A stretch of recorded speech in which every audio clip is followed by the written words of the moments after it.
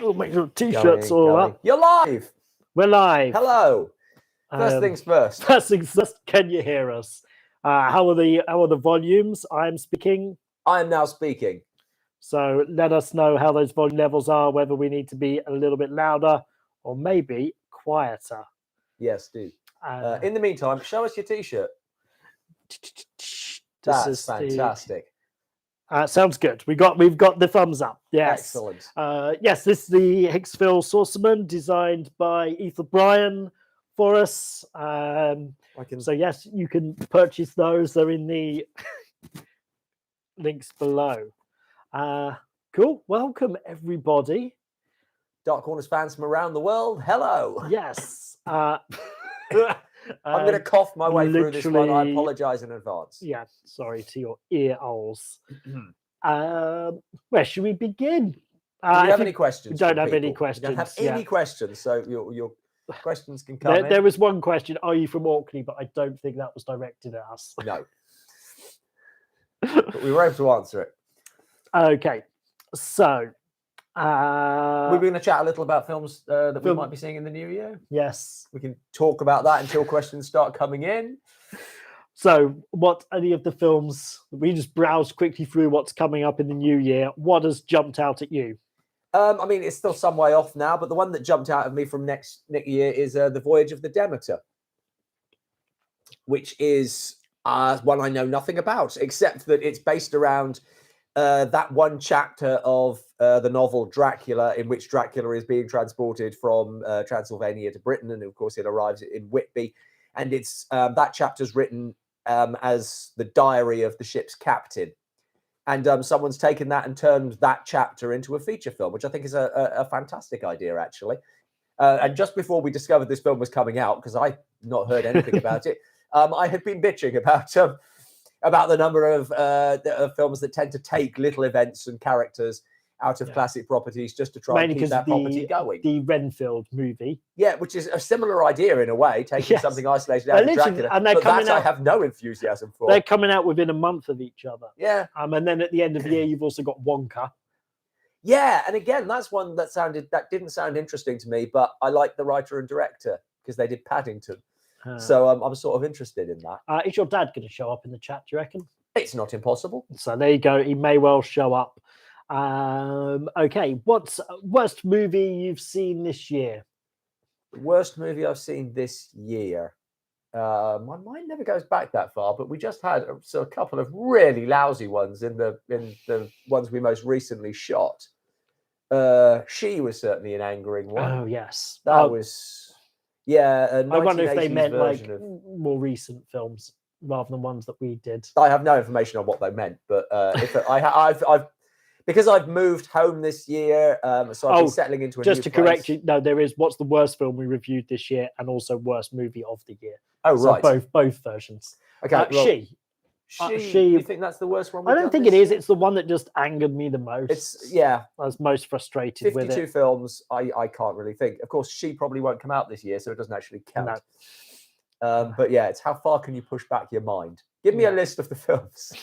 And I haven't seen enough in the cinema to actually answer that question because I said I've been moving house and having COVID and all sorts of things. Yeah, I've certainly had some cinematic disappointments this year. I think the Scream movie, I remember being a standout piece of shite. Other than that, I don't know, but yeah, definitely. Oh, I saw this Welsh one. It's one of the it's like the only film filmed in the Welsh language in like the last 5 years. I can't remember what it's called. And it was pretty dull. And I was really disappointed because it's like, oh, this is something, they're making the film in order to make sure that the Welsh language is still sort of kept alive in art. And there's, the population of Wales is above Iceland, but Iceland has a film, they make films. Yes, so there's no films being made in this language, but the film itself was a big disappointment.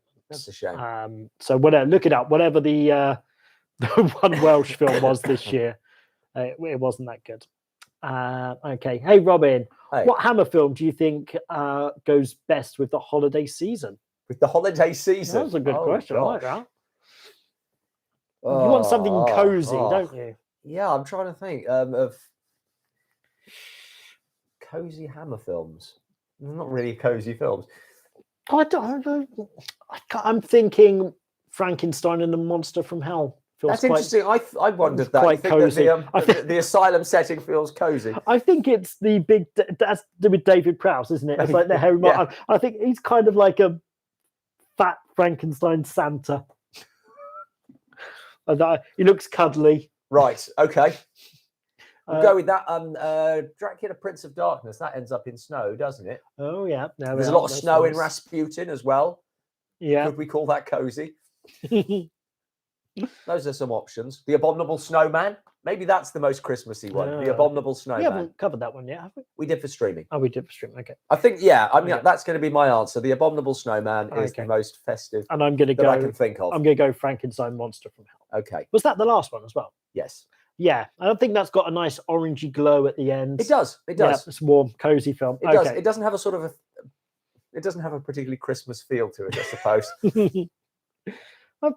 But Peter Cushing Snowman has a good Peter message. Cushing's happy at the end, and yes, that's all we can really hope for. Okay, what cheesy, crappy old movie do you still like to rewatch for fun? Would you have the time? Yeah, gosh. I don't know. I don't think I watch crappy movies for fun. It's too much a part of my my day-to-day. There's lots of sort of old movies and cheesy movies I suppose I do watch for fun. I don't necessarily think of them as crappy. I think I wouldn't say it was a crappy movie, whether or not it's a cheesy one. There's an old Dark House movie called What a Carve Up, a British film, which I guess might look cheesy to a modern audience and maybe to an audience outside of Britain. It's a very, very British film. But that, I think it is wonderful. I can watch that any number of times. Oh, maybe we should be slapping that into streaming at some point. Maybe it's on TV an awful lot. You could probably stream it on Talking Pix channel. Yeah. Talking Pix has a very good channel, by the way. Cool. Free if you want to sign up. What is Dark Corner's favourite film ever? I don't think we have a... Well, no, we certainly disagree. Anything between the two of us is probably going to be Star Wars. That's one point where we absolutely agree. So probably either New Hope or maybe the first Indiana Jones film. Yeah. Those are ones we both agree are masterpieces. Yeah. Beyond nothing. Other than that, I think probably our personal favourites wouldn't really intersect anywhere else. No, we disagree a lot on movies, I think. Yeah. I think we agree a lot, but we have different passions. Yeah. Have you read Lair of the White Worm? Now, we've reviewed this. We've reviewed the film. I've never read the book. Okay. I'm sure I'm aware. Yeah, I was aware there was a book. What's coming up in the world of specials? Well, hope the specials at the moment, we do have. There's just a lot for Graham to get through in the editing. So there are two in the can. So we've got the Bond, James Bond, hopefully coming from January. The Bond's Battle Royale of all the Bond girls to see who is the superior Bond girl in a fight. That went in some odd directions. Yes, I enjoyed that conversation. Yeah, we should do more like that. Then we've got the first of two specials about Roger Corman. It's not exactly a two-part one, but we're starting up with School of Corman, which is a special about all the people who sort of came through Roger Corman's doors, as it were, came up under him, and who went on to greater things. So people like Jack Nicholson and Martin Scorsese, Jonathan Demme, and some lesser known but still very successful people as well. So that's coming up, and we've also got a special. So those the Bond one and and the School of Corman are both filmed already. I'm currently writing one about Roger Corman's Edgar Allan Poe films that he made mostly with Vincent Price, and so that'll be maybe a spring special. But yeah, those are some ones, and we're looking to do a silent film one again probably shortly after that. Yeah, sort of spring summery time. Yeah, because those ones tend to go rather well for us. We're talking about possibly doing an Exorcist one around October because there's a new sequel to The Exorcist, which isn't The Exorcist 2 or the TV series, which was already a sequel to The Exorcist. This is an all new sequel to The Exorcist, as is now the style of the times. Yes, to ignore all the sequels and start again on that second film. Yeah, I don't know what to make of that. No, and then the other one that we saw was also The Pope's Exorcist, which kind of looks a little bit interesting. Had it not been that Russell Crowe's starring in it, makes me a little bit more dubious about this It's based on a real person, and it just seems who did really odd who did casting. over 100,000 exorcisms. Yeah. So, and not like a historically very, very recent history. He died a few years ago at the age of 91, having done 100,000 exorcisms. And who knew it? It's obviously an interesting story. Who knew it was that big a problem? Yeah. Makes you feel quite lucky, really, doesn't it? You know, there's always bad stuff going on. It. It's like I've never had to have an exorcism. That's it. You could get COVID, or you could get possessed by a demon. It could go either way. Right, between Hammer and Universal, who do you think had the best supporting casts? Supporting casts? Yes, so not the main actors. I think probably Hammer. I would say Hammer. I think there's not even a contest. There's an interesting thing in one of the documentaries I watched about while I was doing the research for the Poe ones, and they interviewed Marcus Hearn, who's written books on American Gothic and British Gothic and is a real historian of Hammer. And he was saying, obviously the Poe films and the Hammer horrors get compared a lot. They're contemporary. And he said, obviously, Corman has Price, but his supporting casts, they just can't compete with Hammer, because Hammer had the sort of the British theatre district to draw on. There were all these actors of the grand style who are quite happy to spend a weekend being a butler in a haunted house or whatever Hammer was doing, and they just filled it out in a really noticeable way. The supporting casts that Hammer can draw on are superb. Or even the whole vibe of Hammer was almost like rep theatre. Yes, I think that sort of like ties into that. That's true. Have you seen 1981 Excalibur? Yes, it's a long time since I've long time ago. I may have been, I was, I think, teenager at the time. So don't ask me any questions about it. I think Nicole Williamson's in it. Yes, plays the great Merlin. Is in the comments. That's good. You preempted what. There you go. What was in the question? That's about all I can remember. Totally agreed about Excalibur. And thank you very much for the $5 donation. Thank you. I can't remember, but I know his daughter's. Oh, was it John Borman? Yes, and his daughter's in it, and she gets raped. And I always found that really odd that the director had to direct his daughter being raped. Andrew Parsons really liked The Menu, Elvis, and Amsterdam. I saw all of those films. I did enjoy Elvis. I didn't really enjoy Tom Hanks's performance in it. Right. I felt that, but the guy playing Elvis was excellent. I loved Elvis. The Menu, I enjoyed the journey, not the destination. Is Amsterdam the one with Christian Bale? Yes. And I quite enjoyed that. That's really, that's on Disney. I saw the trailer for that and thought, what a pile of crap that looks. It's no, just a bit of bad trailer.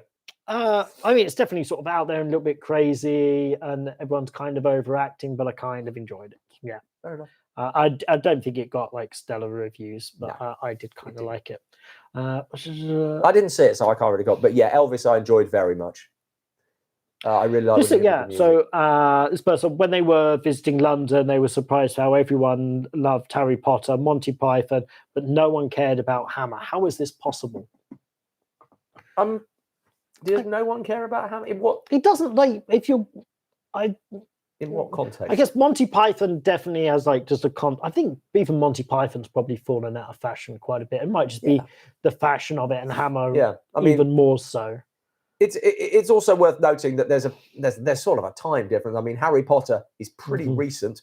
Monty Python is not recent, but it's more recent than Hammer's peak. I mean, Hammer's peak is the early 60s. It's a long time ago. Although every time I go to the Royal Albert Hall, I do enjoy seeing the signs for Kensington Gore. Kensington Gore being the type of blood that the make of blood that they use, but it's also a street near the Royal Albert Hall.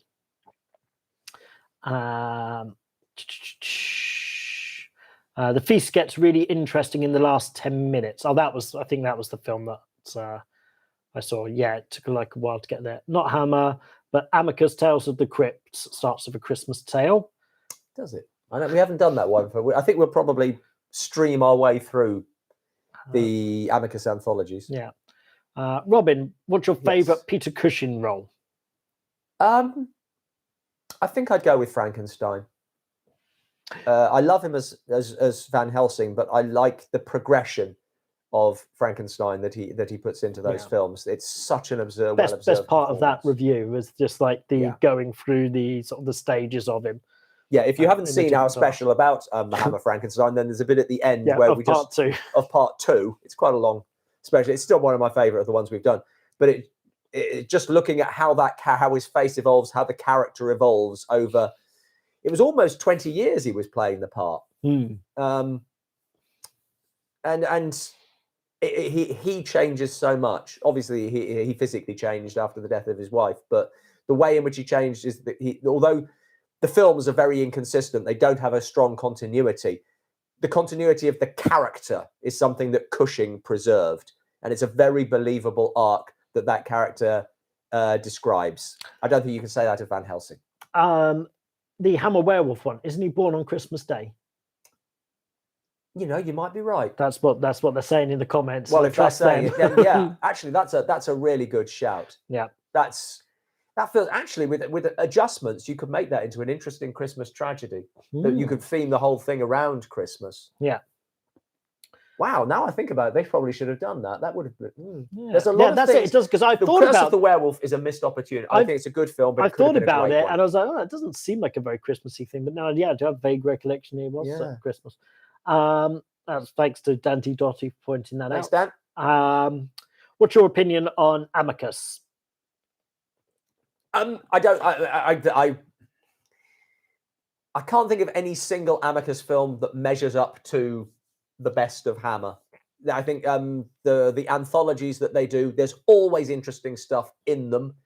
There's always less good stuff in them as well. And outside of that, they're just.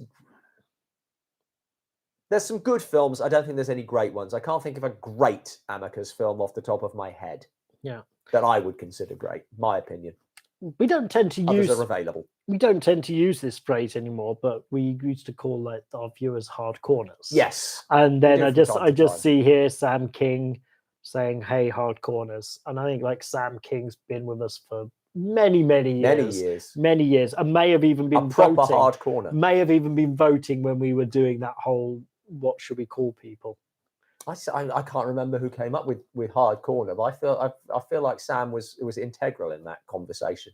I know that there was somebody who totally stacked the votes. Was it Sam King? I think it may have been. I'm sure if it was you, Sam, let us know. And if you're brand new, hello. It's a common name.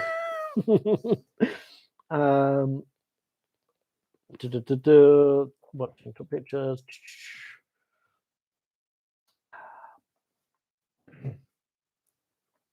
What's your favorite performance by a CGI Peter Cushing?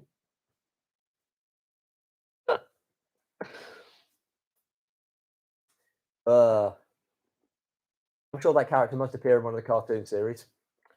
Sorry, sorry. As ever, we get to the questions as soon as we can, but then they come in far faster than we can answer them. So you will be waiting. Do you have a favorite Lovecraft tale? No. And so I've never read Lovecraft. I recently watched The Haunted Palace, which is one of the Poe, which is counted as one of the Corman Poe films because it takes the title from Poe, but nothing else. It's an adaptation of The Case of Charles Dexter Ward, which is a Lovecraft story. Just that. Thank you, JCR6311, for that generous donation. Thank you. So yeah, I know very little about Lovecraft and his stories. We've reviewed one. So apologies if this has already been answered or mentioned elsewhere, but Vegas ETA on the Bond girl face-off. Hopefully like early January. Yeah, early January. So it's been a busy. I've done the sort of cut all the guff out because basically it's just Robin and I debating this amongst ourselves. It's for about 2 hours. For about 2 hours, and I've got it down to about an hour and a half. Now I just need to go in and put all in the all of the clips and things. So it's going to be about an hour and a half. I think. Well, I think I'll be fascinated. It's going to be like an hour and 20.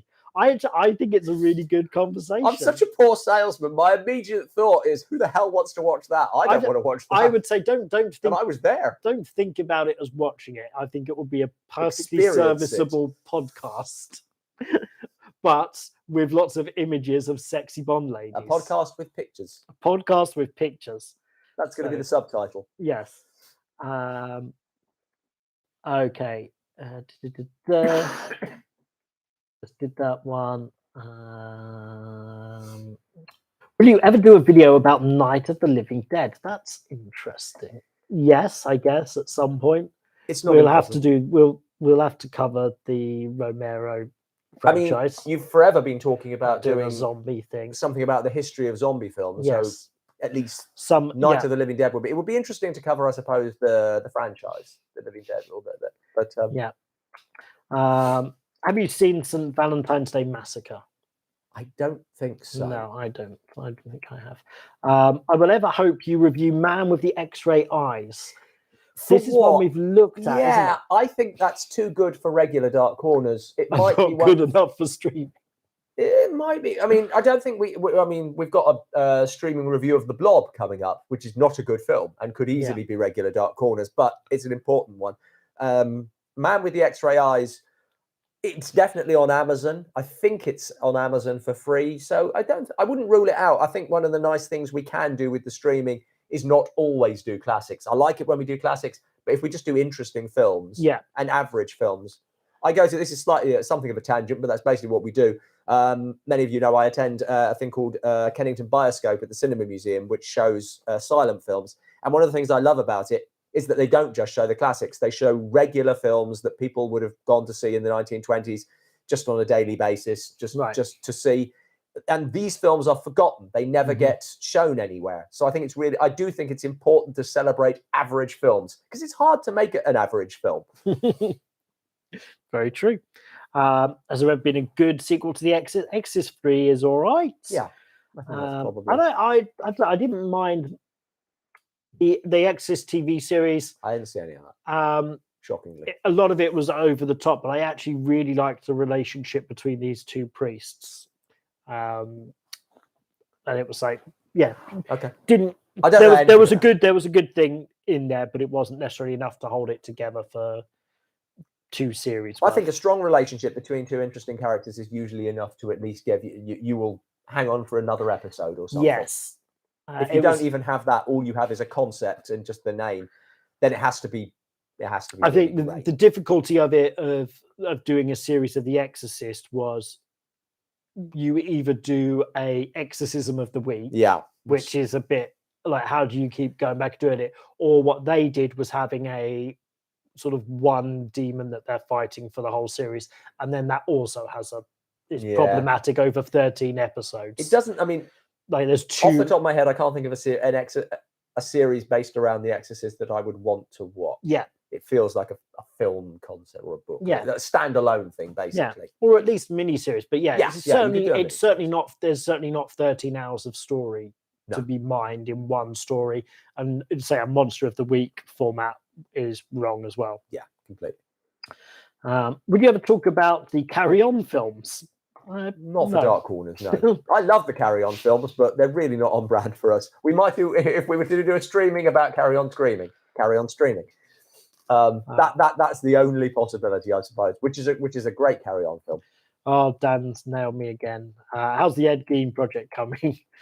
When I've edited everything else on my list, then it will pop in there. How's the Video Nasty thing coming? Same thing. Like we've just shot. So today we shot 7 episodes and 14 detractors commentaries. So I need to edit all of those. Yeah, and then I'll be ready. Plus the 2 specials we talked about, and the one after that, and the one after that, and the one after that. Soon. It's a treadmill. There's so much things that I want to do and don't have time. There are only so many hours in the day, and we both have to earn a living. So, did you see Smile? Yes, I did, and I liked it right up until till they showed the demon at the end, and it looked stupid. All of the time that it was sort of more psychological, I thought it was really working, but I did laugh at the demon at the end. Like Curse of the Demon. Yes, or is it Night? It's like any of these one. When you show the big bad, and there's just quite often no way of doing it in a way which is better than your imagination. It's like the spider in it, or even the new version of it. He's just like a giant, and it just looks stupid. Where he was much scarier when he was like a clown, acting weird. Are you ever going to do a special on 2001: A Space Oddity? Odyssey. Oddity. Probably not. Probably not, to be honest. What about 2010, the year we made contact? Is that what it's called? 2010. It's a sequel. Yeah, I've never seen the sequel. With Roy Scheider in it. I guess I said the name wrong. And Scheider, people will get annoyed. said, People will get annoyed if you get the name wrong. Yeah. All the time I spend getting some names right. You only pick out the ones I get wrong. Oh, you're going to hate this question. What's this week's silent film? I am going to do 2 next week because we're filming. Oh, you're going to do? Oh, right. Okay. Because we're filming. We've been filming all day today. We're filming on a special secret project tomorrow, and I'm shattered. Yeah. I'm sorry. So you'll get 2 next week rather than one this week. The final one of the year will be City Lights, because that's, I think, Chaplin's best feature, and it's one of the last silent films of the era. The penultimate one, I haven't 100% now decided on that yet. I'd like to do a horror one because we're Dark Corners. And for people who don't know what we're talking about, if you are a Patreon, if you support us on Patreon for as little as $1 a month, then you get a weekly video of me. At the moment, for the last year, I've done a project called 52 Weeks of Silent Film, where I do a half-hour talk each week about a silent film. The year before, I did the same project, the same size of project, about all of Alfred Hitchcock's films. So both those series are still available. And next year, I'll be doing another 52 weeks. Have you decided on what that is yet? Because that was a question as well. I think I have more or less decided. I'm a little concerned about telling patrons because nobody seemed that enthused last year, but I'm hoping to change everybody's minds because I'd like to talk about Kurosawa's films. Yeah. So I think that's probably what I'm doing. And I will fill in the gaps with contemporary Japanese films being made at the same time as Kurosawa's ones. Okay. Does this mean then you won't do the Shakespeare trilogy for regular Dark Corners? No, or does this act as the research area? It could act as the research, and it could also, the one could feed into the other. Yeah. To some extent. Just if you want to know more about. Cool. I need to get hold of a good biography. Read a good biography of Kurosawa, but I read it seated in Waterstones in my lunch breaks where I used to work, and that was a long time ago. Why didn't Elvis ever do horror film? I think he was just quite controlled about his image and aware them. I think the Colonel wouldn't let him. Yeah. Is there a good horror film you're sick of hearing about all the time? Not a good one, I don't think. No. If there are films that I think, you don't always want to hear about that one in every conversation, I suppose, but we're probably as guilty of that as anybody else. Yeah. Goodness knows, when we do these live streams, I always find I worry that I'm always giving the same answers. But if you're asking my opinion on what's your best this, what's your favorite that, then my opinion probably won't change from month to month. So it's always going to be the same answers. Somebody asking, have you seen Del Toro's Pinocchio? I have. We have a streaming review of it coming up tomorrow. I don't know. It might be next week. I might do the blob for tomorrow. Cool. Within the next 2 weeks. Oh, Friday. Oh, yeah. It might be Friday or it might be next Friday. I haven't. Okay. Depends which one's going to be fastest for me to edit because I've not edited either of them. Okay. I'll just add another couple of 2 videos that I need to edit onto my list. So yes, I have. There's a review coming out. It's been scripted. I enjoyed it very much. So you don't need to watch the review now. All right. And it's always great to see stop motion.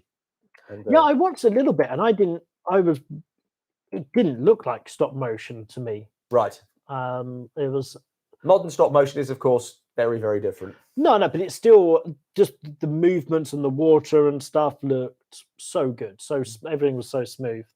I don't know if it's smoothed over. Yeah. I don't think so.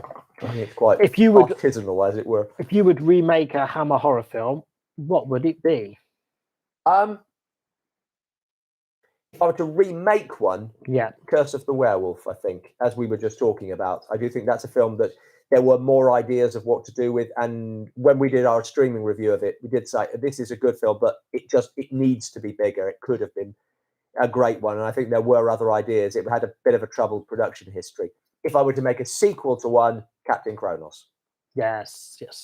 We always talk about that. Oh, And actually, once again, as it has become traditional, I have to say this every time. If anyone is watching who can make it happen, I'm available to write a sequel to Captain Kronos, and would be delighted. Also, quite possible this year we might do the Hammer Mummy films. Yes, yeah. I mean, we're franchise just one. name checking so many things we want to do. I want to do the Universal Frankensteins this year as well, but I don't think everything's going to happen. Yeah. But such a So yeah, Hammer Mummy feels like one we should. We've got content for years to come. Yeah, just what we've planned in the next year is probably for years to come. So Dr. Terror's House of Horrors we've reviewed for streaming, which is you can probably the best of the Amicus anthologies. Yeah. I still wouldn't call it a really great film if this is referring back to that Amicus question earlier. I'm not sure because it's hard to get to the timeline when we go through this. Have you guys seen Dale and Tucker versus Evil? Yes, I like that film. I'm surprised that never got a sequel. I don't think it did terribly well. Yeah, but it also didn't seem like it was terribly expensive. So it seemed like it, and it's got enough of a sort of vibe to it that you'd think that like a Netflix might have picked it up for a sequel or something like that. That does have a bit of a cult following. Yeah, it was just a bit pre-Netflix, so maybe it was just a little bit too late to that because I doubt you won't get the same stars back now because they're that bit older. Did you like the BBC Ghost Stories for Christmas series? The old one. I don't know why I'm talking to the camera like you're going to answer me back. Yes, I did. I liked the ones that Christopher Lee did. Have you seen Michael Flatley's Blackbirds? No, but I see terrible things. Yeah, I'm kind of tempted. They keep showing it at the Prince Charles in London. It's meant to be really bad. So yes, just the mother of all vanity projects. Listen, a retrospective on Beast from 2000 Fathoms, which we rejected for a review when somebody requested it.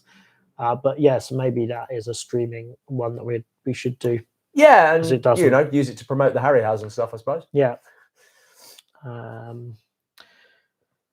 Did you watch Ghost Watch when it was on BBC? No. I remember seeing that. Yeah, that was. I remember us all going into school the next day talking about that. That was the thing to talk about. I think it's all on. You can certainly.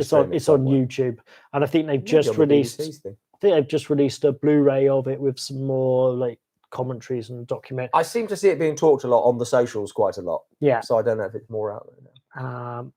Have you guys seen Torture Garden? I haven't.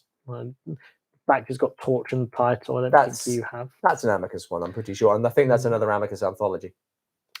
What did you think of the recent Mark Gatiss Dr. James adaptations? M.R. James? Yep. I haven't seen this year's been out yet. I don't think so. I saw A Warning to the Curious. I think it was A Warning to the Curious a few years ago. I sort of prefer the more subtle ones. I like Mark Gatiss when he does horror. I think I find him, to be honest, I like his documentary stuff a lot more than I do him writing fiction. And if I remember rightly, Warning to the Curious starred Sacha Dhawan, who I really admire. But I don't feel it like it. The ones I've seen of his adaptations, I didn't feel like they captured the atmosphere of James the way that the older ones did. Maybe that's just my taste. But did you ever watch The Walking Dead? I think I watched the first series. Yeah. I kept watching the first. I'll be honest, I didn't really like it from early on, but I kept watching on the basis that everybody raved about The Walking Dead. I'm going to keep watching. Because by the end of the first series, I will get it. And I never did, so I just gave up. So it's unusual for me to actually watch a full series of everything that I haven't enjoyed, but someone was badgering me and they said, no, it gets good. And I just didn't think it ever did. Yeah, I definitely stuck with it longer, but I'm very much a quitter. Just waiting for something to actually happen, and and then just occasionally good, but there's so much filler in it, and it's only so much times you can see them go from one place to another place, and the same sort of stories. So there's a lot of excitement for the Last of Us series coming out next year on HBO, which is another zombie one. It does amaze me that there's still mileage in zombie films. I don't think zombies and lend zombie themselves to series at all. So, But there you go. but there you go. I've not seen the new Hellraiser. I don't know where it's been, if it's available here, or it's at least it's on one of the streaming services that I don't have. So I've not seen the new Hellraiser. It never made it into the cinema. Have you seen Cash on Demand? Cash on Demand. Yeah. Is that a Hammer one? Is that the first? It's Hammer's take on Scrooge. Is it? Apparently. Okay. No, then. It's Hammer's take on Scrooge, with Cushing as Scrooge, like a bank manager being robbed. It's their favourite. No, I mean, if there's a Hammer, boy, I wish I'd Scrooge known film. that when I was looking for a streaming review to do this year.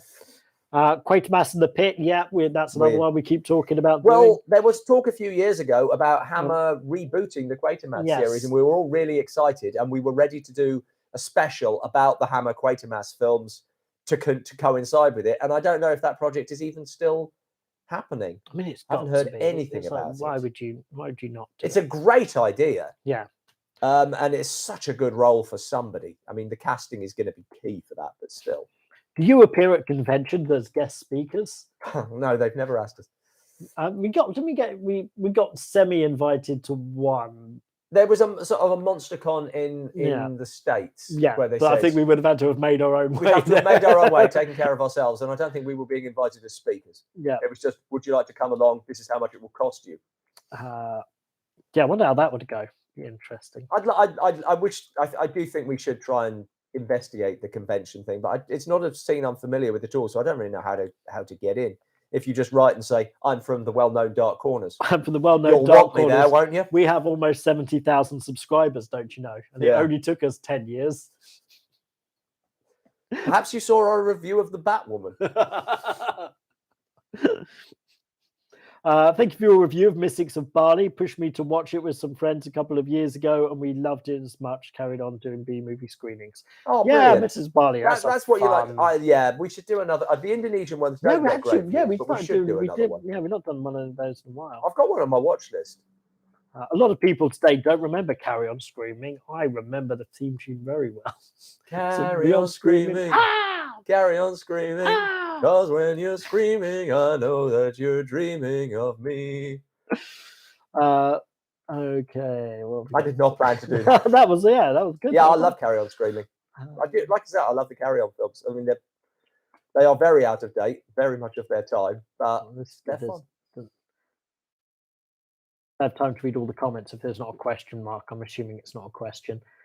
Grammar, points for grammar during a Dark Corners live stream. I haven't seen a silent film. Can anyone recommend a good silent film to watch, like a starter one? I actually started the 52 Weeks of Silent Cinema Film series that I have done for Patreon, which you can join for as little as $1 a day. $1 a month. You can also join for as little as $1 a day. With a film that I said, this is the film that I show people who I would like to get interested in silent film. I think this is a good starter film, because I think you should start with a short, because it is like learning a different language in some ways, and start with a comedy. And I think Buster Keaton's 1 Week is a fantastic starting film. There we go.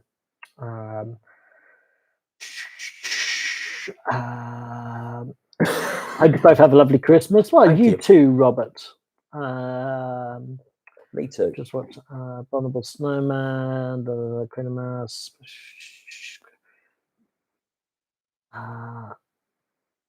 Sorry, at times like this, it doesn't make the best watching, does it? Yeah, sorry.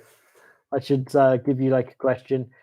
Did you ever review Train to Busan? Answer that question while I find some. Did I review what? Train to Busan. No. Did we do Train to Busan? Yeah. No, we never reviewed it. We did review its sequel, Peninsula, for streaming, which was quite disappointing. Train to Busan is probably my favorite horror film of this century. I think it's absolutely fantastic. Loved it. One of those horror. It's a proper horror film, but it did make me cry towards the end. Brilliant, loved it. And I've also seen, which we haven't reviewed, its prequel Soul Station, which is animated, which is better than Peninsula, but again, nowhere near as good as Train to Busan. Have you seen Cabinet of Dr. Caligari from 1962? Yes. And? No, wait. From Yes. I got confused there in my head. In my head, it said not. I was thinking of the Nosferatu remake. Oh, right. Cabinet of No, I haven't. 52 weeks of Kurosawa, somebody says. 2023 can't come soon enough. So there we go. There's somebody who's excited. Whether or not I start it may end up being 50 weeks of Kurosawa, partly because there aren't 52 Kurosawa films, but also because I do feel like I need a break. What's the best version of Dracula ever made? Gosh. I suppose it depends on your definition of best. Maybe the Louis Jourdan one as just like a version of Dracula. I'm tempted to say Nosferatu because I think that's the best film. But I mean, it's obvious it is a version of Dracula, but it's really not very close to the book in an awful lot of ways. So I would say that the Jourdan one has although it's not a film, it's a mini series. It has the advantage of being very faithful to the book, but also just being a fantastic piece of television. And Louis Jourdan is an exceptional Dracula. And it also has me playing Mina Harker I'm blanking on her name, Judy Boker from Clash of the Titans, which is a bonus. Next up, did any of us see Black Phone? I did. I kind of enjoyed it. It was like no, that was the one I really liked the premise, and then learned more about it and lost interest. Yeah, no, it was. I liked the sort of grungy 80s, 70s vibe of the whole thing. Yeah, very sort of like small budget, like one location. It was all right. It was okay. Yeah, okay. Definitely not one of the worst films I saw this year. There's high praise. Any advice on how to make a bad film? Do you want to make a bad film or a film that's so bad it's good? Because you can't really do the latter. The only way to make a film that's so bad it's good is to really try to make a good film and fail. Yeah, and you can't plan it. That's it. You've got to have like a vision. Trying to make a funny bad film is almost impossible. You've got to have a vision for your film that is so clear that you not only write it, but you direct it and star in it. Yeah. Without realizing how unqualified you are to do any of those things. Yeah. Then you call it Aftermath and put a picture of yourself on the poster with ridiculously large muscles. Or The Room. Yeah. It's the trend of the time. Or The Psychic. Oh, The Astrologer. Yeah. Another one. Yeah. So that works every time. You can't do it deliberately. Make a bad film, that's easy, but to make an entertainingly bad one is surprisingly hard, I think. Did we ever review Zardoz? You bet we did. We did. It's still our most hated review. Is it? Must be. I thought there was another one that might have been more. Really? Dracula 72, maybe? Not so many people watch the Zardoz one anymore. It doesn't get the views it used to. But yeah, it's certainly for a long time. For a long time, there was someone who came in and clicked dislike on every single video we put out just because we didn't like Zardoz. In fairness, they did that for like they might still do it. We just can't really tell anymore. I suppose we don't get that many dislikes though. No, but if it's only one, we get about 1% dislike. It doesn't seem the same. I don't recognize it anymore. Yeah. Have you reviewed Birds 2 Land's End? Yes, we have. So you can go in and find that. Have you ever met any of the old school horror icons? No. On the subject of Carry On Screaming, I have met Fenella Fielding. Apparently Ghostwatch is on Shudder for those who want to see it. I wonder, I bet that can't play as well as it did back in the day. I've met Caroline Munro as well. Oh, there you go. Yeah. Who, we can say she's a horror icon. She's presenting the horror series, the Cellar Club on Talking Pigs. It sounds like I'm plugging Talking Pigs, doesn't it? Did you know that Ray Harryhausen hated Hammer movies? No. He thought they were tasteless and were the primary reason he called his creations creatures instead of monsters. I mean, he made one, so... Yeah. Maniac Cop film ranking. don't know. We've not done that one yet. There was a British remake of Night of the Living Dead that was never released. Really? That was interesting. I I'd wonder if like it's to know still a out bit there. more of that. Burgess Meredith was in Torch Garden. Oh. Hellraiser again. Godzilla 1985 or Godzilla 1998? I have Godzilla 1985 then, because the 1998 one's Zilla, Yes, isn't it? Zilla, yes. Yeah, 85 then. I prefer 1956. Would we do a special on Sergio Leone's Dollars trilogy? I mean, it's probably too off-brand for us, but I mean, I think they're fantastic films. We did one video around that documentary about the graveyard. Oh yeah, yeah. Oh yeah, I see what you mean. Sorry, I thought you meant we did a documentary. Oh no, but we did a streaming review of a film called Sad Hill Unearthed, which is about a documentary about this extraordinary project to unearth the graveyard from the climax of The Good, the Bad, and the Ugly. It's a really great documentary, so I recommend that. Yeah, check out our review. Or just go ahead and watch the movie. Yeah, you don't have to watch our review. We're telling you now it's worth watching. Yeah. What's better? Yeah, classic Caribbean zombie or your modern zombie? I think your modern zombie, your Caribbean zombie wasn't doing very much. But I like the films. I mean, I would rather watch. I suppose it depends on the film, but something like I Walked with a Zombie. The atmosphere of that. Yeah. If I was to write a zombie movie, it would be that. What are you drinking tonight? I am drinking Copperberg. I'm drinking the alcohol-free one because it was the only cider Graham had, and I'm not allowed to drink beer anymore. So he could have picked a fine selection of whiskies, but he didn't. We never came to a conclusion about what's in whiskey. I'm sure whiskey's gluten-free. I'm not. I don't know. And I'm drinking Redbreasts, which is a whiskey. I think an Irish whiskey.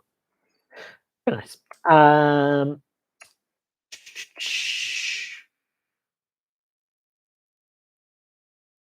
Someone would like to see us a cameo in Doctor Who. I'd like to write Doctor Who, but we can't always get what we want. Oh no, it jumped again. It jumped. We are a long way behind. Keep talking about Doctor Who.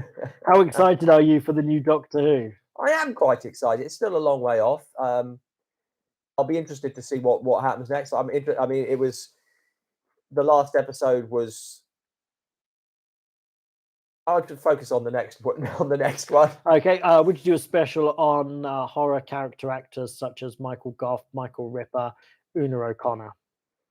Gosh, I mean that's such a broad subject, but I suppose you could do like a top 10 horror character actors. Yeah, there might be background players. There's something in that because there are certainly people like those who you're mentioning who crop up again and again and again and again. Really recognizable faces. We could maybe get in there. Oh God, yeah. And you could do And in our top 10s, we usually reference about 100 people. So yeah, because you literally we'd do one for like Hammer and then like mention like 20. Any thoughts on 1988's The Kiss? I don't know it. I don't either. We have not reviewed Train to Busan. I'm sure I about that. Maybe we should. It's definitely after that. Do you have a favorite Scrooge film? I'm always between Scrooge, the Alistair Sim one, which is absolutely exceptional, and Muppets Christmas Carol, which I adore. They're both brilliant. I guess the Muppets one is maybe less accurate to the book. I've heard it's fairly accurate. It is. What I mean is that the book that Charles Dickens was not a thing with a long nose and a rat sidekick, and Bob Cratchit is. But do we know that for sure? I suppose not. I mean, in terms of what happens in the book, then yeah, it's very accurate, I suppose. But yeah, the other one to watch is if you haven't seen the Alistair Sim version, that's absolutely brilliant. Nobody plays that. I mean, much as I love Michael Caine in Muppet Christmas Carol, nobody plays Scrooge like Alistair Sim. He just is Scrooge. Have we reviewed Horror Express? Yes, for streaming. Cool. Well, better portrayed movie, Train to Busan or Horror Express. Train to Busan. Uh, Much as Horror Express feels like a good Christmas movie. It's not a Hammer one, but yes. or a Christmas film, but it feels like one. Obviously, we haven't, but it's interesting. Have we contacted the new Hammer Productions for any kind of collaboration? I'm a little bit worried they'll say, "Hold on, what are you doing using all our footage?" Yeah, that's always a concern. I think they'll just say, "Who?" We don't move in such exalted circles. Maybe maybe I think we're very British about this. We never really stick our neck out and say and contact these people. Yeah. Maybe we should give it a try. That's it. Who knows? Tubby is a treasure trove of bad horror movies. Unfortunately, not available in the UK. So that's a bit of a shame. Yeah, because I'm seeing that quite often where we've put a review up and people have said that it's available on Tubby. I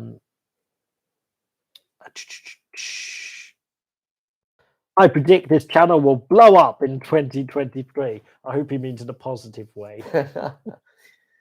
Yeah, we've been saying that since 2010. Yes, any day now.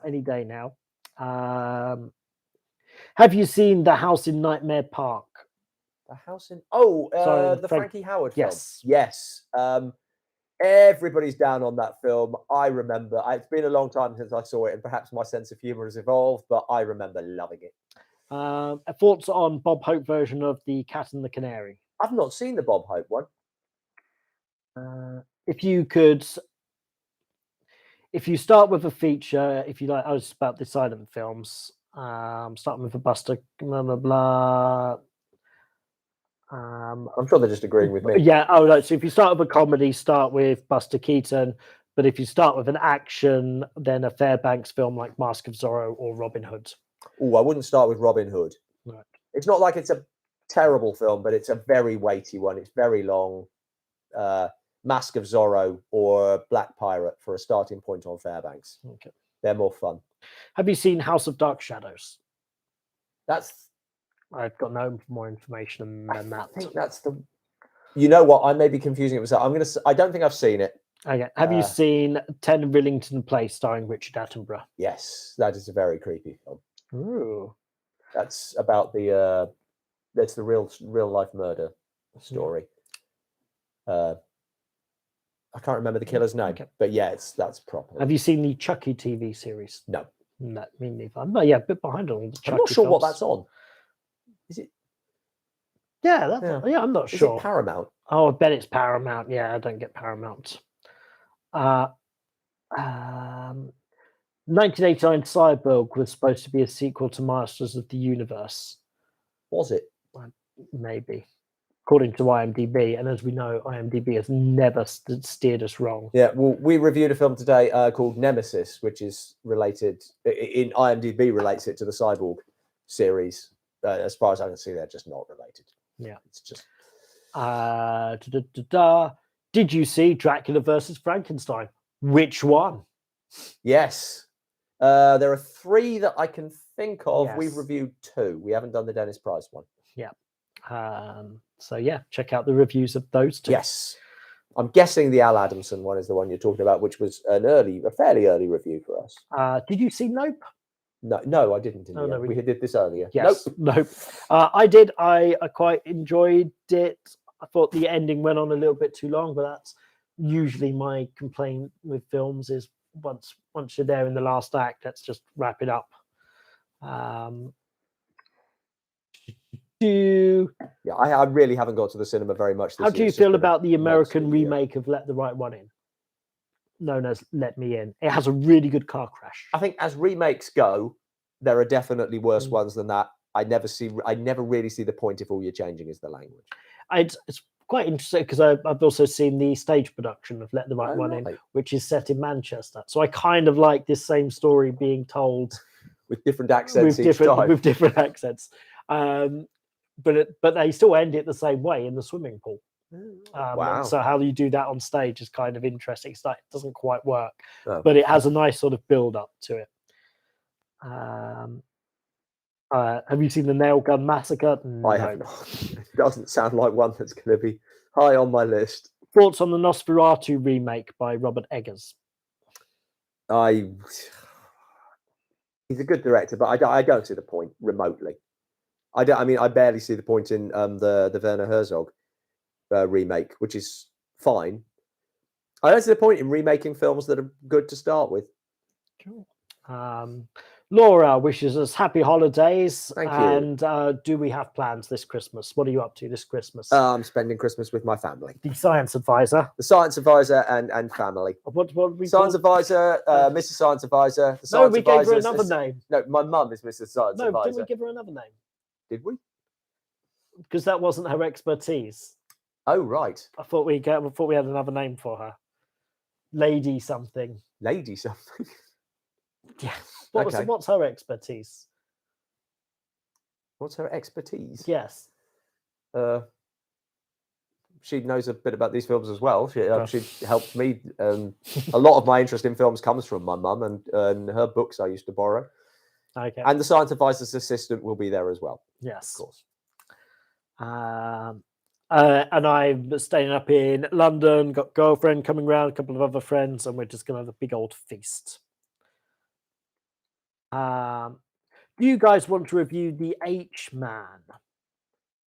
I think we looked at it and decided it didn't quite work. Or is it that we couldn't find it with a dub or something like that? Maybe we had it in. Was it one that was on YouTube and it was like 15 minutes shorter than it's something like? Yeah, so it's possible. Might be that. I can't remember. Yeah, I think it is one we looked at in some respect.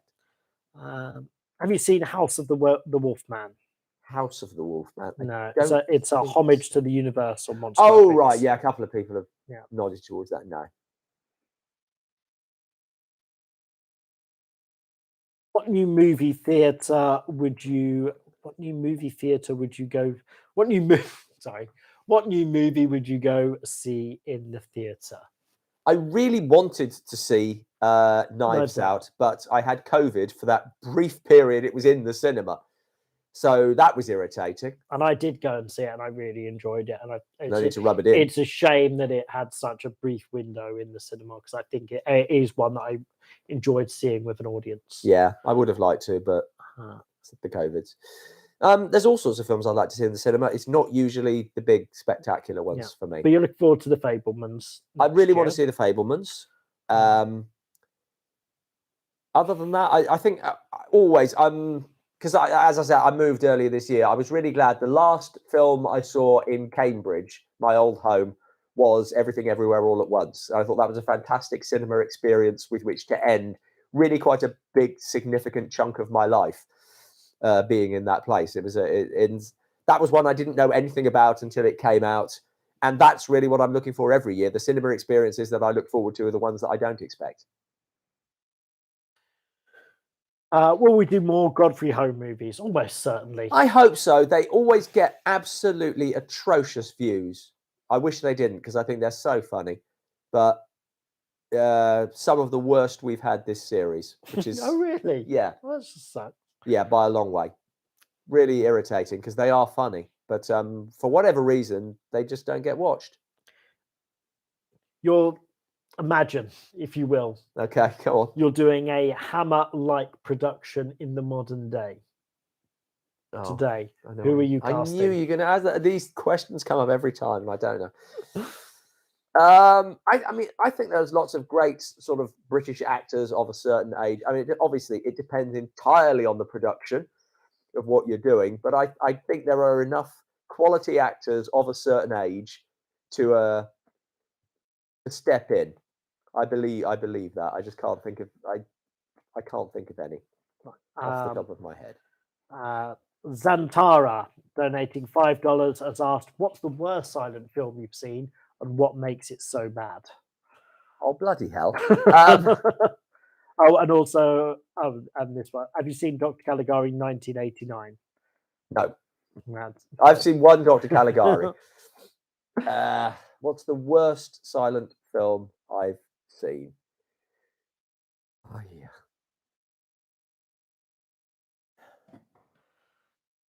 This is a $5 question. Yeah, I know, I know. Well, you need to provide a $5. You need to provide a $5 answer. You can talk to provide some context. This is definitely your. The thing is, if you with silent films, because it's not, you're making a decision to watch them. It's not like they're desperately free anywhere. So usually they're films I want to see, and I seldom feel totally let down. There's always trying to think the worst I've seen. There's ones I haven't enjoyed so much. I'll answer another question. Yeah, you do that. I saw Texas Chainsaw Massacre 2022, and was not that good. I was very disappointing. You have that legacy of that film, and then you make something. I don't know why bother even doing Texas Chainsaw Massacre. It's very odd, and the fact that they sort of pull back one of the characters from the original film, different actress playing her, but she's apparently had this grudge against him for all these years, and she finally gets to seek out her vengeance. Just utter trash.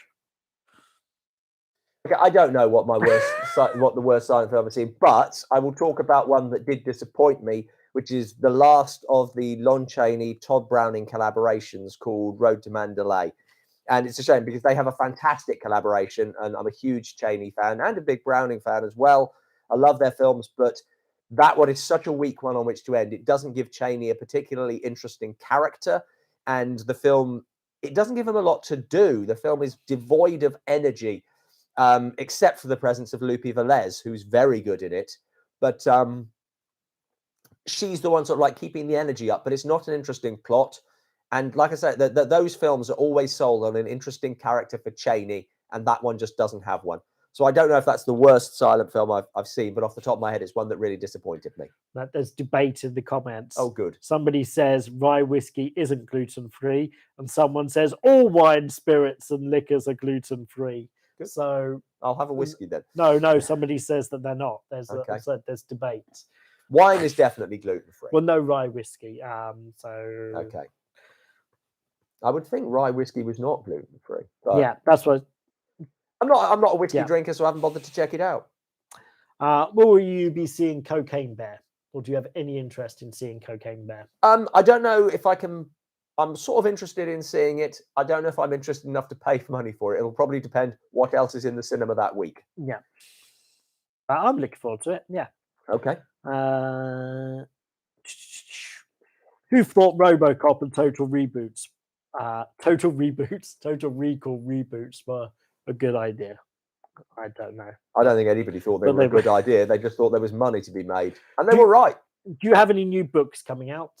I had a new book come out a few months ago. It's not been a new one since then, but that one is still very much available. It's called The Wolf, the Raven, and the Black Cat. You can find it on my Amazon page. Shall I fetch it down? There's also a link in the description below. Yeah, and the books. I'm very proud. There's only one written review of it on Amazon so far. There's a few star ones which are keeping it reasonably high, but only one person so far has written one. How are the sales? Was the person who wrote that review Colleen? No, it was Mike. Oh, Colleen. Michael, so another Patreon. Okay. But no, the sales are okay. I think they're up on last year, but I am noticing the cost of living thing. Right. That, buying yourself a new book, even a relatively cheap one, is now a luxury. Yeah. So I think all sales are down a bit. A Champagne asks, how about a Dark Corners podcast where you interview filmmakers, etc.? Sure, in theory, in theory, yes, but in practicality, you have to be able to get in touch with these people. Yeah. And say, well, we have a guaranteed audience of about 10,000. Which is not that impressive to anyone. And have the time to do it. Yeah. That's another bit. Because also, I dare say if we got in touch with Steven Spielberg, we'd make the time. Yeah, I think we would be getting in touch with more along the lines of Caroline Monroe or like again, I think we'd more classics. Yes, but then you got to do that every week. Yeah, that's where it gets a bit more difficult. What's your favorite Christmas horror movie? Gremlins. Nice, easy question. Yay! We even made a video about it that nobody watches. Have you seen the new Neil Breen trailer? Nope. That didn't do well for us, the one Neil Breen review we did. So No. Frankly, it does not seem worth the horror of putting yourself through one of his films to get that few views. And we don't really review new bad movies anyway. Albert Finney is the best Scrooge, somebody says. No. No.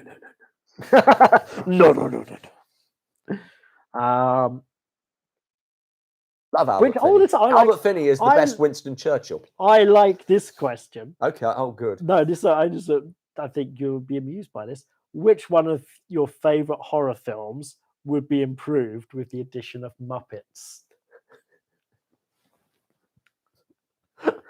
I know, just the possibilities of that is like a Muppet Frankenstein. It sounds great. Yeah.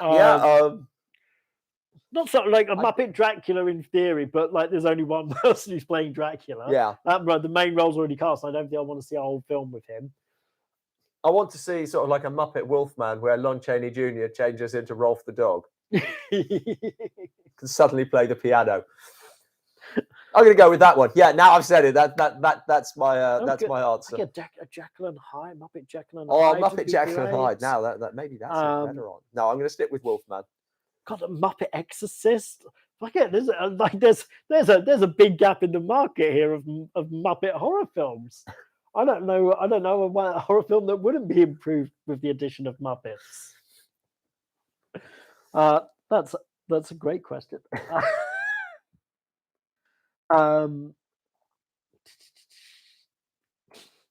If anyone does a sequel to Captain Kronos, he must either be fighting a barley flying head, or the guts monster, the head and guts barley monster. Flying head and guts monster, or the Chinese hopping vampires.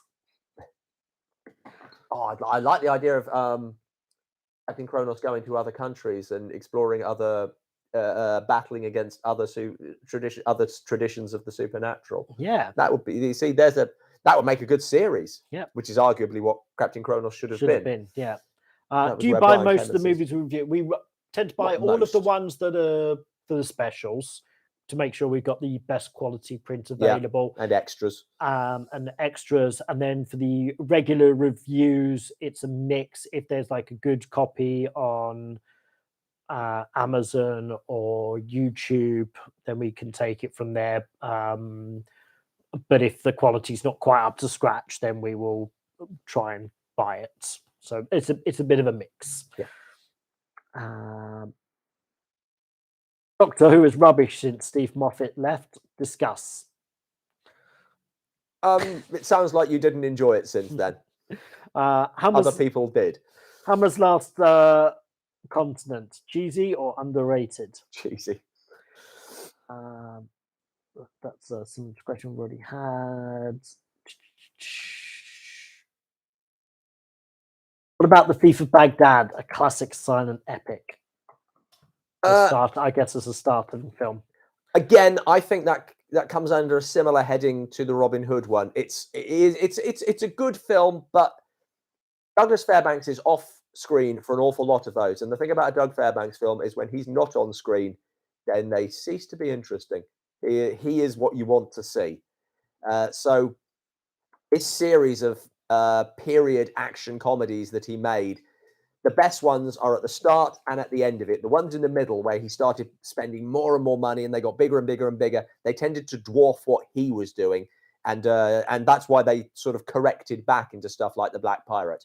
The science advisor is saying good night. Both he and Mrs. Science Advisor have been in on the chat. That's nice. But they might have gone by now. They must have gone a long time ago, actually, because we've just. I've actually just jumped to the bottom because Joe donated $10 to ask the question. Thank you, Joe. Are there any contemporary films, 2000s, that you think rank alongside the classics of the Universal and Hammer?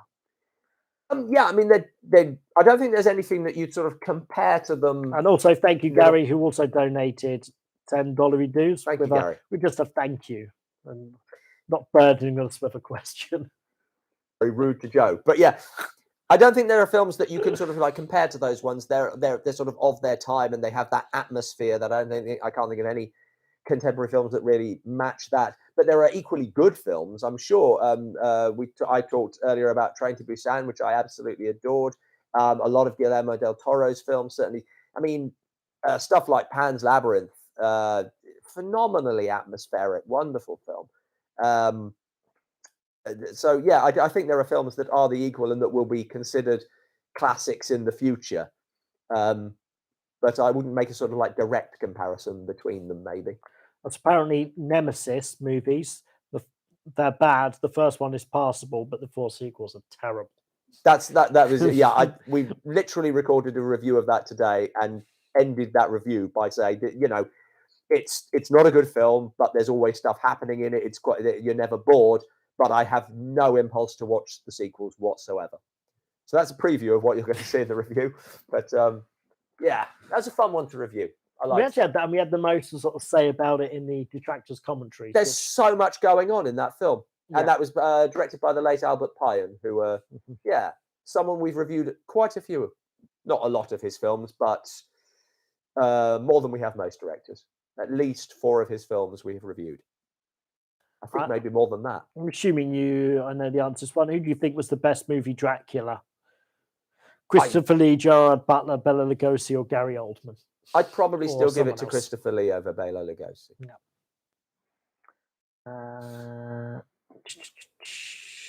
A lot of people agreeing. Have you thought of crowdfunding a low-budget horror movie? Certainly thought about it. Yeah. I think the struggle we would have is whose. Yes.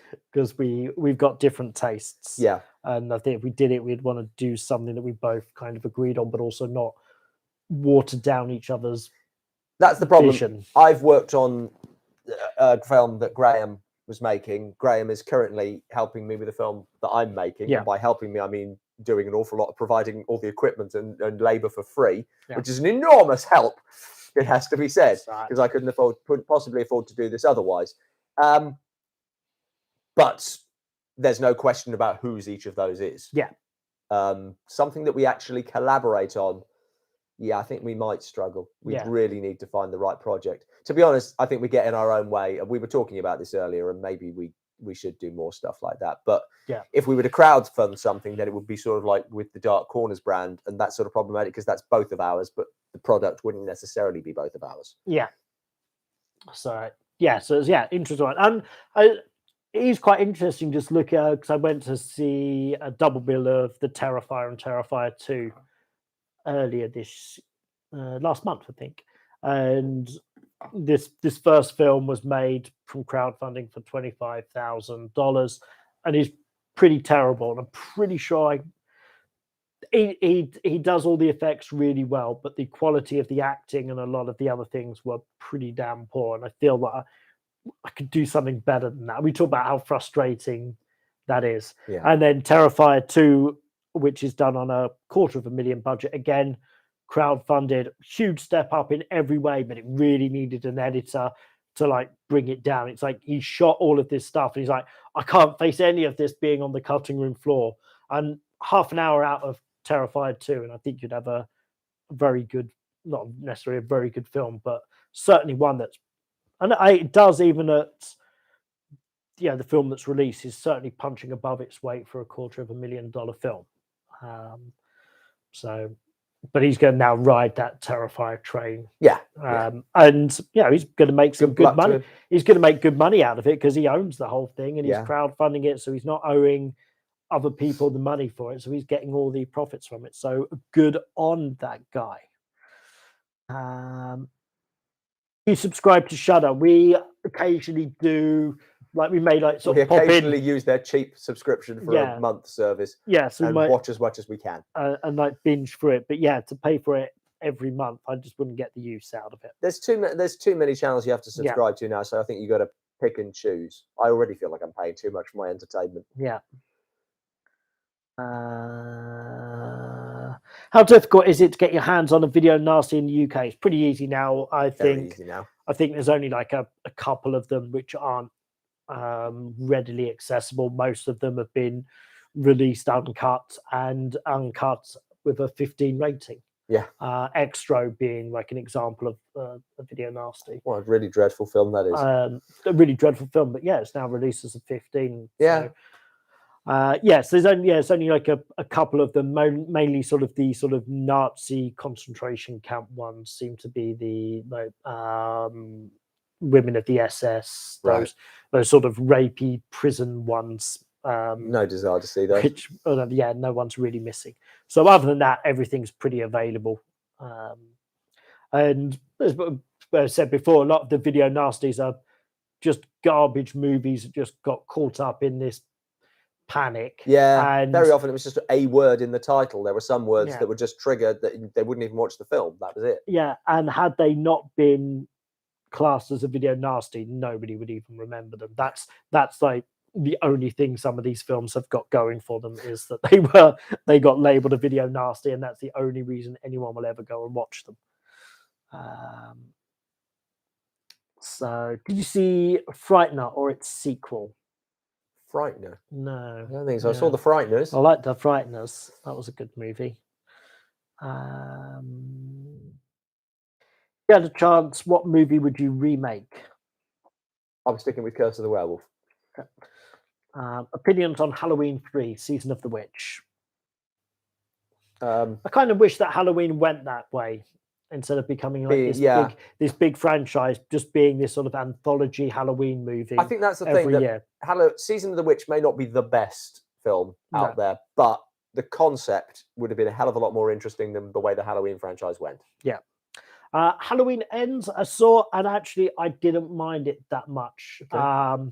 It doesn't though, except for the Michael Myers stuff. They could have just left him out. There was outside of that, there was an interesting story, but it's very weird to have this trilogy that's the one guy helmed the whole thing, but they don't really link together in like a sort of consistent way. But I found the third film was the more interesting of the two sequels. And the problem with Halloween Ends is obvious, that it's not going to.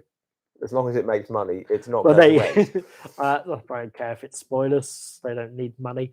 They basically end up putting Michael Myers in a meat grinder just to properly, definitively end him. But yeah, I mean, it would just pick up. Doesn't matter. It would just pick up, like, these new Halloween films were sequels to the original Halloween film, and there'd already been other sequels that Jamie Lee Curtis had come back to do. So yeah, it's gonna keep on going for evers and evers.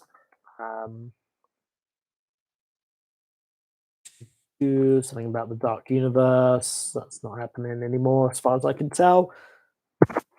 How random is your selection of movies to review each episode? If not random, how do you choose? We get recommendations from our Patreon supporters. Yeah. So that's one way. Very often it's just stuff because obviously everything if you're viewing these things on YouTube or on any streaming service, then they're recommending stuff to you. And while recommendations on Netflix and Amazon are usually useless because they're just pushing their own stuff, the ones on YouTube tend to hit. We've watched enough films on there now that they're pushing stuff our way that is suitable to us. And plus you're following people on Twitter and you just come across stuff. Yeah. Well, I think the more we watch, the more we learn is out there. Yeah. Well, so we just picked up this box set over there. I forget who the director is. Go grab it. The William Griffey collection. Yeah. Griffey. So we'd only reviewed one of his films, which was Sting of Death. And this was like an offer on Black Friday. So I decided, well, we've done Sting of Death, and that was quite good. So these other films should. So I'm not heard of any of them. No. And that's amazing. We've been doing this for 13 years now, I think. And here's someone who is like a cult filmmaker. We've reviewed one of his films, and yet I wouldn't have recognized his name and don't recognize any of these titles. Yeah. So there's just so much. So in some ways it is pretty random. And if anyone's wondering on these titles, Death Curse of Tartu, Hook Generation, The Psychedelic Heist, Naked Zoo, Mako Jaws of Death, Whiskey Mountain. So that's one or more of these will be coming up. Yeah, seemed like it was worth a punt to to get those.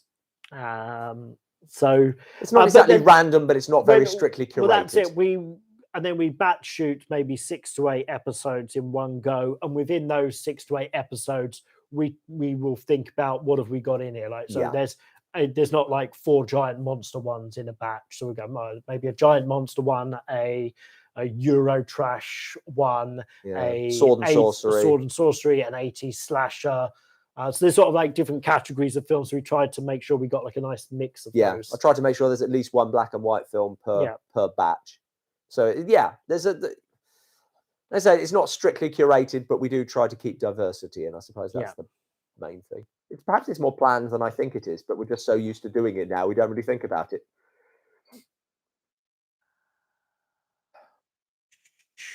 Thank you. Muppets Clockwork Orange, Muppets Night of the Living Dead. Like, it just works. It just works. Sorry, so many comments. Yes. Would you review Horrors of the Black Museum from 1959 and The Black Cat from 1934? The Black Cat we covered to some extent in our Lugosi special. I think we do have in mind doing a Universal Pose special covering those 3 movies. Might touch on The Invisible Ray as well. What was the other one? Horrors of the Black Museum? Yeah.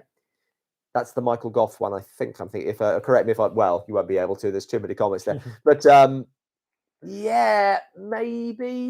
maybe a streaming review. It's one of those that falls a little bit grey area between streaming and bad movie review, I think. If it's the one I'm thinking of. Did we ever review Legend of 7 Golden Vampires? We covered it when we did the Christopher Lee, the Hammer Dracula. The Hammer Dracula films. I think it could possibly do as like a standalone regular Dark Corners. It probably could, and enough time. We're just leaving a little time pass. We've done Robo Vampire.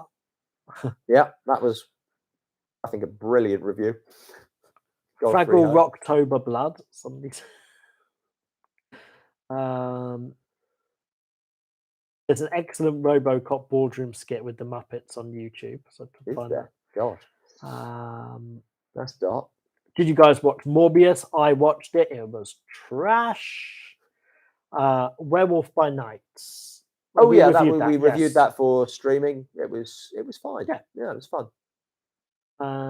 Have you reviewed Stephen King's Trucks? It's 1997, so a bit late for us, but we're now starting to move into the 90s, so it might well do. I saw Venom. It was okay. I don't really remember too much about it. Robin, have you ever considered putting together a short story collection? There's not. I mean, no, I suppose I haven't really. It would just be another thing to put out on Kindle. I don't know. The short stories I've written that I've had published in various places are very different to the other writing that I've done, the books that I've done. I haven't really written any horror short stories. I think they're very disparate because I don't really write short stories for pleasure, as it were, the same way I do prose. I write them for specific publications or competitions, so it would be a very disparate collection. I'm not sure it would appeal to the same readership. Just wanted to clarify to Brian, it was like he'd written off the Terrifier films because it was just another killer clown. They're not good films. I find it fascinating from the point of view of this guy who's crowdfunded them. He knows his specialty is in doing these gore effects practically, and he does them really well because he's shooting it and he knows how to shoot these effects to have them look great. Yeah. When it comes to story and script and acting and everything, like it's all kind of falls a little bit flat. But the second film, what they do on that budget, I think is incredible. But yeah, they are not great films. I found it more interesting from a filmmaking perspective, a low budget filmmaking perspective. Have you seen Cry of the Werewolf? 1944. I feel like I have. And we did cover Return of the Vampire in the Bela Lugosi. Actually, no, I haven't seen Cry of the Werewolf. That's the one that's sort of like a companion piece with that. Right. Yeah, no. Okay. We have done Return of the Vampire, but I haven't seen Cry of the Werewolf. Yeah.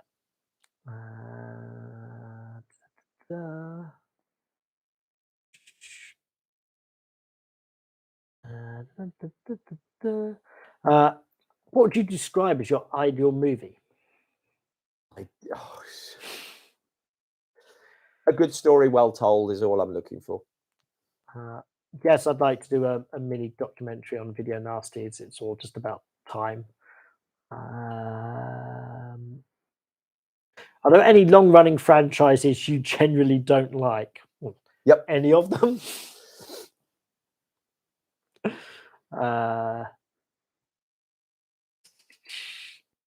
Thanks for recommending Alibaba. So fantastic. Oh, that's a pleasure. I'm glad that that someone went out and sorted it out after watching our video. That's really nice to hear because they are. You're right. They are fantastic films. Least favorite film genre? Sorry. Least favorite film genre? Probably. I mean, I'm cagey about it because I don't think there's such a thing as a bad film genre. There are bad films within any genre. I generally don't like found footage films, but it comes with the caveat that there are some I do. Yeah. Do you know what? Generally, not a big fan of comedy movies. You're watching the wrong ones then. Yeah, I don't know. I think we've lost the ability to make intelligent comedies, or Yeah, at least maybe that's it. English-speaking comedies, particularly, are no longer witty. Yeah, I think it's got to be comedy with I think it'll come something again. else. Comedy's always got something else. They're just yeah, I don't know. not called it. But that's I'm not going to go watch. Not that excited to see like a Judd Apatow. No, but that's I'm just trying to think. But their style of. But humor. what's a comedy film like that's? Yeah, I don't know. I'm very unlikely to put on a comedy film. So okay, there are great comedy films. I'm sure. Yeah, there are great comedy films, but it's just, yeah. I mean, so would you say Young Frankenstein, for example? That's a great comedy film, or would you say no, that's a comedy horror? Yeah, I mean, I'm just in general. If I was looking for a genre of film to put on, I'm not putting on a comedy, and I'm not going to the cinema to see a comedy. Generally speaking. Okay. To each their own, then. Yeah, I think it's just that they're not making intelligent. I mean, like in some ways, like Glass Onion is a comedy. It's a lot of jokes in it, but I wouldn't say comedy was its first genre. Right. Okay. So I guess that's maybe it. I don't know. Have you seen The Werewolf 1951? I don't think so. Favorite Stephen King adaptation? This is from Adam, who donated us Canadian dollary dues. Thank you. Shawshank Redemption. Oh yeah.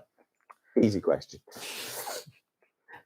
So many bad ones. As I said, I don't think that Stephen King makes a lot of money from the film. Like he used to sell the rights. He sold them quite cheap, didn't he? Yeah, for $1. Like for people who had like the idea of doing it. He probably regrets it, some of them, but I think he's doing all right. Well, that's the thing. He was doing well. Why wouldn't it's just like a way of paying it forward and good for him. He's always been whether you like the books or not, whether you like him or not. He's always been supportive of other artists. And also, if the film's successful, that means more book sales. Yes. So it's a win-win.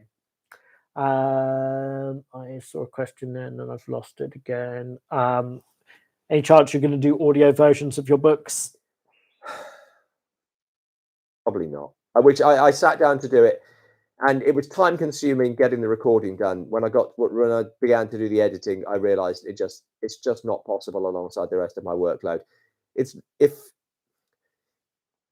I could either get it done cheaply enough, or I thought it was going to earn enough, then I'd get someone else to do it.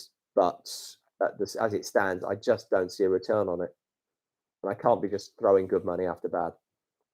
Oh my God, we've already done an hour and a half. Yes. We're going to do 15 more minutes. Got that. So 1:45, we will head off. Favorite Poe adaptation, having watched these Corman ones and the Universal ones, and maybe there are some other ones. Oh gosh. So I'm gonna hedge. The best of the Universal ones is The Black Cat. Yeah. No question there. It's got almost nothing to do with Poe outside the title. The Corman ones, I've watched all 8 very, very recently, and I'm still going to hedge. I really do like. I think there's a passion in the first one, in Fall of the House of Usher, that is really something that this is Corman. You can, and this is me actually saying things that I'm going to say again when we come to do the special, but it is just, you can feel a man who's been let off the leash and is doing the thing that he wanted to do in that film. It may not be the best, and it certainly has the smallest budget of them and the least at their disposal, but there is something about that passion that really makes it great. The Raven is the first one I watched when I was young. My parents showed it to me. I still think that's a lot of people don't like it. I think it's hilarious. I love it. So again, another one, nothing to do with Poe, really. It uses the poem as a jumping off point. If I was to say what's the best one, I think Masks of the Red Death is exceptional. Somebody said they consider it classic. Which one? Mask of the Red Death? Yeah, there you go. I think, and that was made in Britain with very much a different team, but it's a phenomenal piece of filmmaking. I really do think that. I think it stands up extraordinarily well. So that was a very roundabout answer. If in an ideal world somebody would narrate your books for you, who would you like to read them? In an ideal world, I'd do it myself. If I wanted somebody else to do it, what? You'd pick yourself over the vast, numerous, amazing voice actor performances. This is in the ideal world. It's not all about them. Yes, in the ideal world, I'd want to do something that I would enjoy doing. Why is that a surprise? Okay. Pick someone else to do it. Oh, I don't know. I mean, in an ideal world, I'll have Christopher Lee do it. Yep. This is in that ideal world that he's not dead. Yes. Seen any Asian cinema importer mashup created Damon Foster's films like Shaolin versus Terminator, Mulan v Batman, Wu-Tang v Frankenstein? I have not. They sound a little tongue-in-cheek for us. Yeah. They also sound quite recent. I mean, Shaolin versus Terminator feels like it's... Yeah. But maybe we'll check it out. Is that Scaposaurus? Scaposaurus, shoot us a message on Patreon about that, and I'll give them a check them out. Robin, have you ever made a short film? Ever made a short film? Yes, I've made a couple. I made some. I did a course on filmmaking, and I made 4 there. Not a short film exactly, but I did a web series called Coping that you can find, and we're currently making another one. So, what projects are you most excited about? At the moment, there's the short film that I just mentioned, which is also something I'm sort of like hoping to push forward into something larger. And I'm about to start work on a new book. I've sort of tried to clear as much of my schedule as I can for the coming year, reduced some of my ghostwriting work. And it's not a book that's part of the Universal Library series that you can find on Amazon, and please do buy them. It's so this year I'm writing what I would call a more serious novel, still sort of within the film world, but not horror. It's kind of a mystery book, but set in Hollywood during the 1920s and late 30s, early 40s. So I'm really looking forward to getting to work on that, and it'll involve a lot of research because I want to really try and capture the feel of the world at that time and sort of immerse myself in that. So that's what I'm most enthused about. Unless you meant Dark Corners projects, in which case the upcoming Poe special I'm excited about. Cool. Thank you for making your Ray Harryhausen video. Huge it led pleasure. them to fall in love with stop motion and his movies. So yes, you're very welcome. Yeah. Do you like Elvira, Mistress of the Dark? We don't really get her very much in No. in Did you ever Britain. see the movie? No. It's quite fun. I'm sure it would be actually. Yeah. I like I said, we get the same sort of like contact with her over here, but she always seems like a good ambassador for horror. There's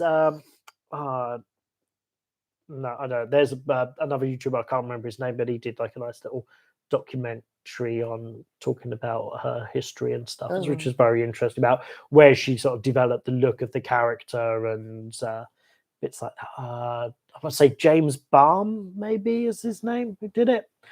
That was quite. He does some interesting videos. Have we reviewed Valley of the Guanji? No. But we cover it briefly in the Harryhausen special. It's one, I suppose we could do it for streaming, but I don't know if it's streaming anywhere. Actually, I do. It's because I watch it on Amazon, but I think it's one you have to pay for.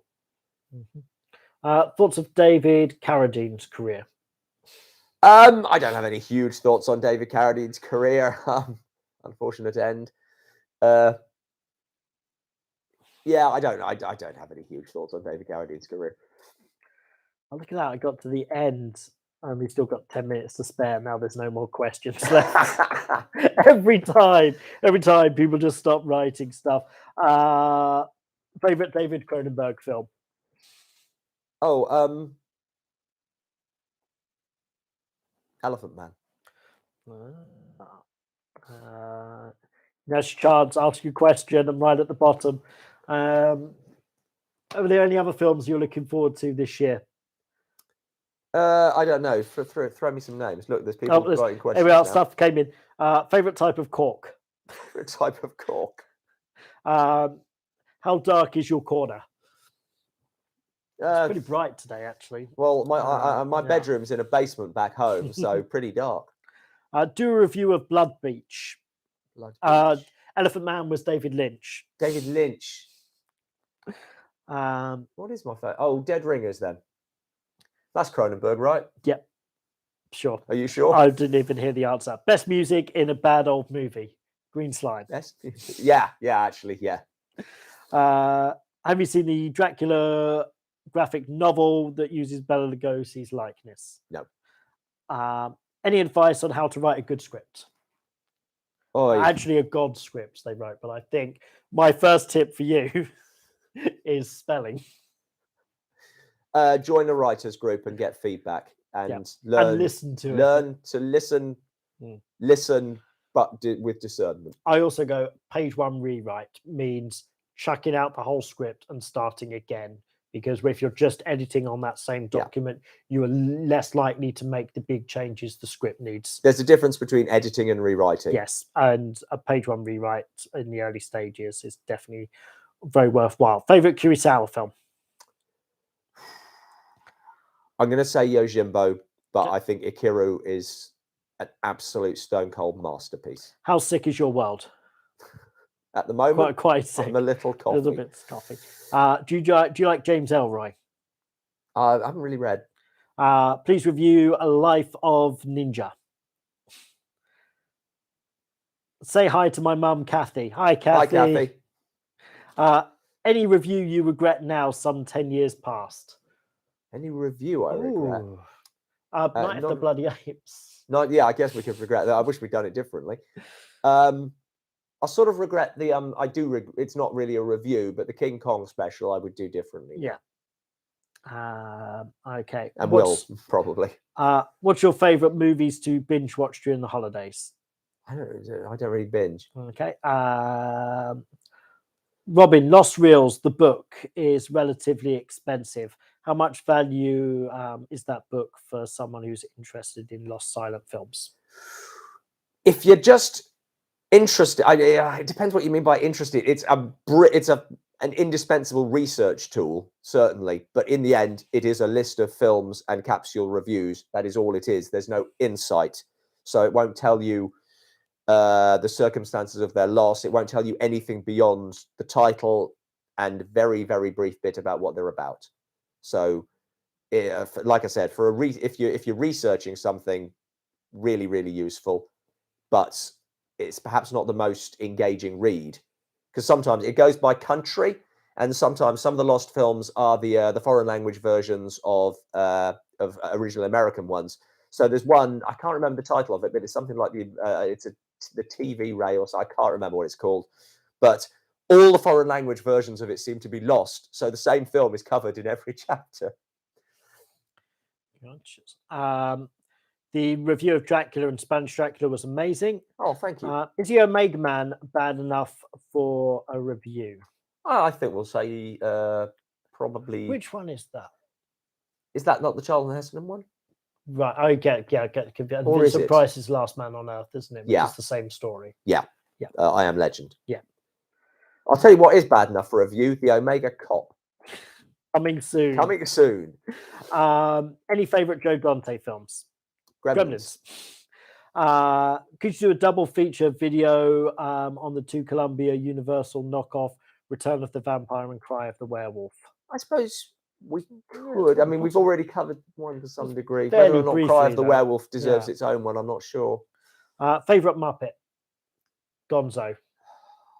For me. Fozzie, Okay. I think. Now I just feel bad for. I have a very personal connection to the Muppets.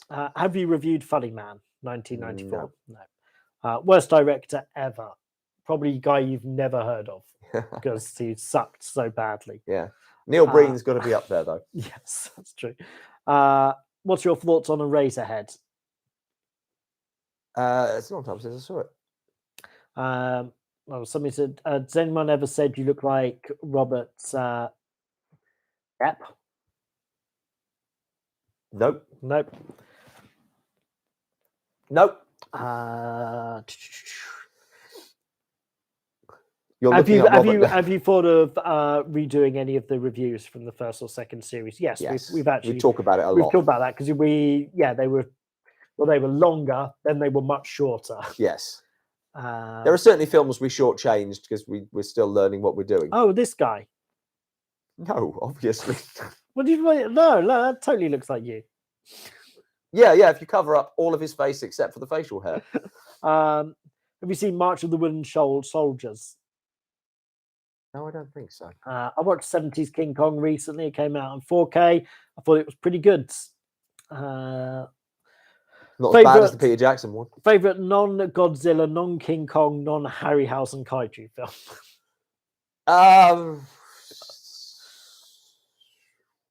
Don't know. Any chance the lost copyright claims DC episodes released on Patreon? They are released on Patreon. Capsaurus, just send me a message and I'll send you the links if you can't find them. But yes, Blue Sunshine and Black Samurai. I re-edited and put onto Patreon. He's not going to buy the book based on your review of it there. Okay. That's not quite what he was looking for. No, I think it's it's good to know what you're buying with this sort of thing because it's very specific. Yeah, it's a difficult subject to find books about because, of course, it's a difficult subject to research. The films don't exist.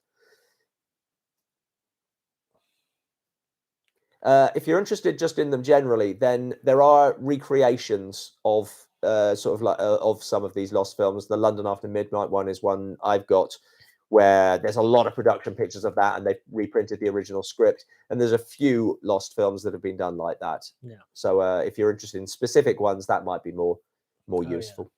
Yeah. We haven't watched Puligasi. Polgasari. That's the one. Yeah. No, that's one that's sort of like knocked about on our. Have you seen the Norwegian kaiju movie Troll? Yeah, you like that one. No, I like Troll Hunter. Oh, Troll is the new one. Sorry, the new one. Yes. I've heard. I've seen some people online raving about it, and then the people I know who've seen it have said, "No." Have you seen Attack of the Killer Tomatoes? I don't think I know. I used to really quite like Return of the Killer Tomatoes, which is like an early film for George Clooney, and is much closer to the cartoon series. Right. And I love King Kong Escapes. What did you use for your Twitter graphic? That's is that King Kong Escapes? It's either King Kong Escapes or Godzilla. I think it's Godzilla versus King Kong. I think it might be Godzilla versus King Kong.